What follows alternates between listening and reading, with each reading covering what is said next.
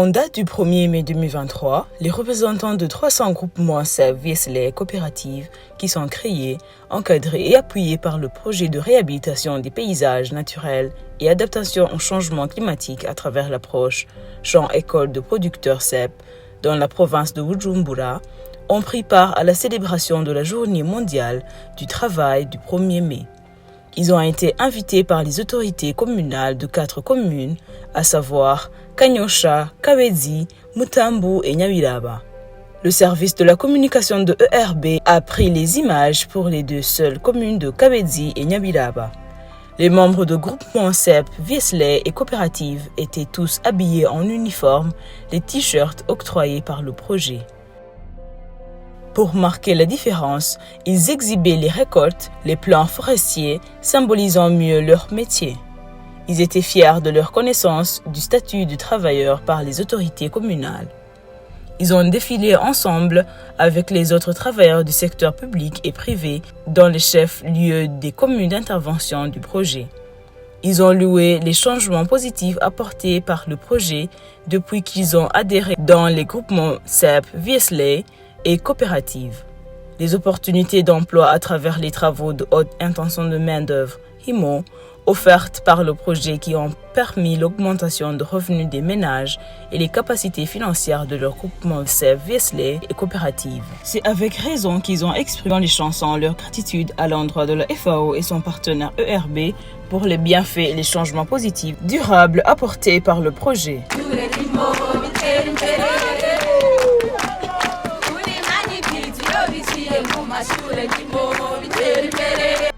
Ils ont témoigné de leur importance de participation à cette fête en qualité de travailleurs du secteur privé, membres des coopératives.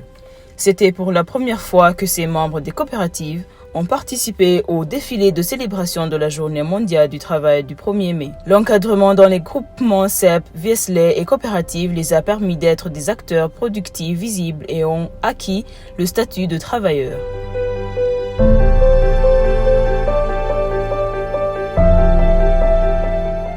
Jenny Twandayize Marie Chantal nkaba ndi umunyeshure ndimo wo ku mutumba wacu wa Kiremba no kuvuga ishira hamwe ERB bifadikanije n'umugambi wa FAO vyaraje ku mutumba wacu wa Kiremba muri komine Kabezi baraza baratwigisha ivyo kuziganya no kuguranana. Ivyo birangiye baciye batwigisha ukuntu dushobora kugwiza umwimbu w'ibiti biciye mu gututika imivyaro, baratwigisha n'ivyo gutera kijambere ku mirongo ndetse n'ibindi ukuntu dushobora kugwiza umwimbu. No kuvuga ubu uyaho tugeze ku rugero rushimishije.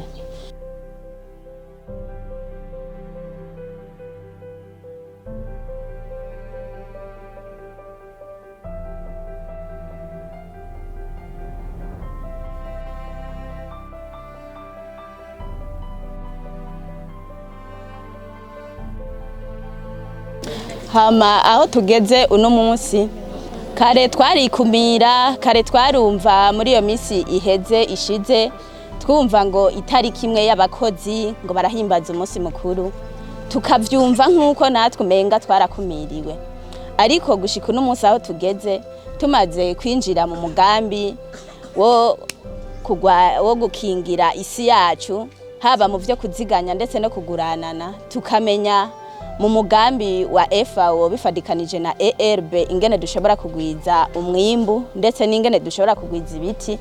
Ubu twarisanze turabakozi koko, haba uyo munsi ugeze w'itariki imwe y'ukwa gatanu umunsi mukuru w'abakozi, twarifadikanije n'abandi mu guhimbaza uyo munsi mukuru.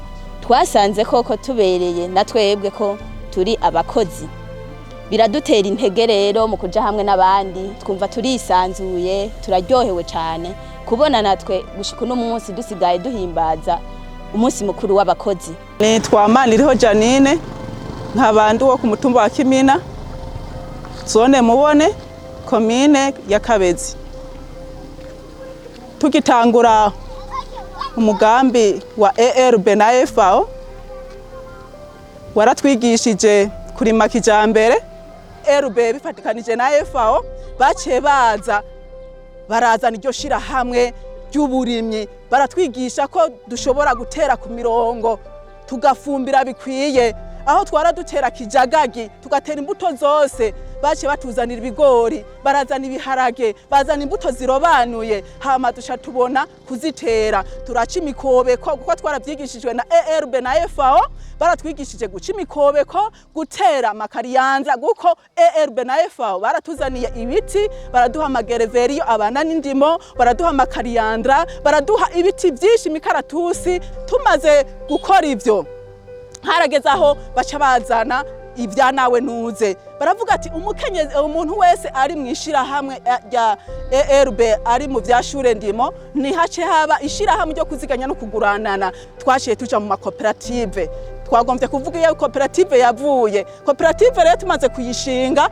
urumva ko yavuye mu mashure ndimo kaja muri nawe nuze, turiko turakora bya bikorwa, hariho amahera baduhemba, gasha dufata amwe twayashira muri nawe nuze, ayandi twayashira muri koperative. Rero koperative twarayishinze ngirya, irimwo boti, harimo ibintu byinshi birimwo. Koperative rero imeze neza, aho umuntu wese acaja gushorera muri ya koperative, ibintu usanga bitagurwa nk'ibindi, kugira ngo wa muntu aronke asumira, hama ya nyungu nayo icija muri twege nyene babanwanyi ba koperative. Nico gituma rero tumaze gushinga iyo koperative twaciye dusanga ari ngirakamaro kuri bene gihugu. Itariki imwe rero y'ukwa gatanu twaragiye guhimbaza hamwe n'abandi bakozi ba leta, natwe turabakozi b'uburimyi. Iyo koperative rero twaragiye mu Kabezi. Je nitwa Vianney Ntakirutimana wo ku mutumba Kimina agatsimbira Igaza. Ijone ni mubone ikomine yacu ni Kabezi. Twebwe muri koperative yacu yo ku mutumba wacu wa Kimina, uburimyi niyo nkingi y'iterambere.